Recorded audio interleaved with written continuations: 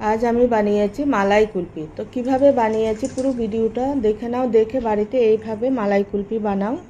আমি দুই রকমভাবে বানিয়েছি, একটা আইসক্রিমের মোল্ডের মধ্যে আর একটা বানিয়েছি এরকম প্লাস্টিকের ডাব্বার মধ্যে।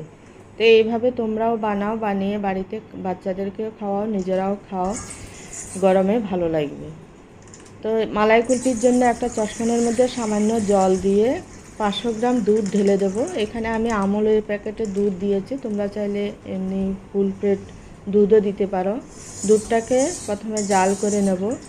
একটা মিক্সির জারের মধ্যে কিছু আমন্ড, পেস্তা, কাজু, কিশমিশ আর ড্রাই রোস্ট করা মাখনা, 4টে এলাচ দিয়ে গুঁড়ো করে নেব।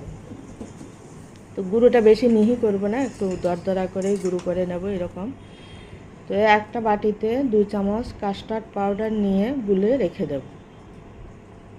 এদিকে দুধটা জাল হয়ে গেছে মোটামুটি।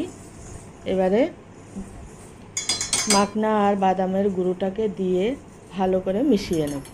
তো নাড়তে থাকতে হবে যেন নিচে লেগে না যায়।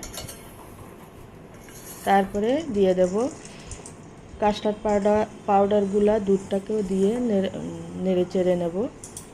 তারপর দিয়ে দেব কনডেন্স মিল্ক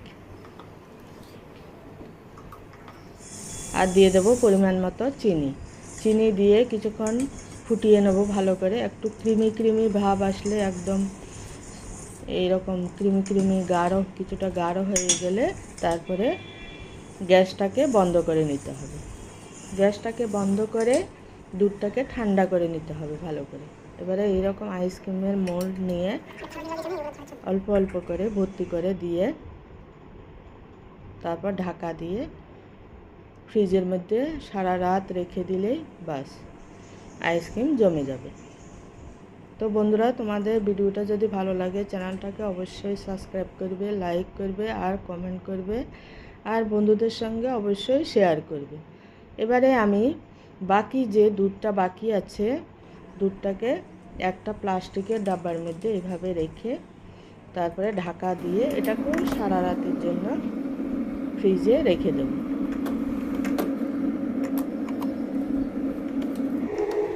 তো পরের দিন দেখাচ্ছি তোমাদেরকে কেমন জমেছে কুলফিগুলো।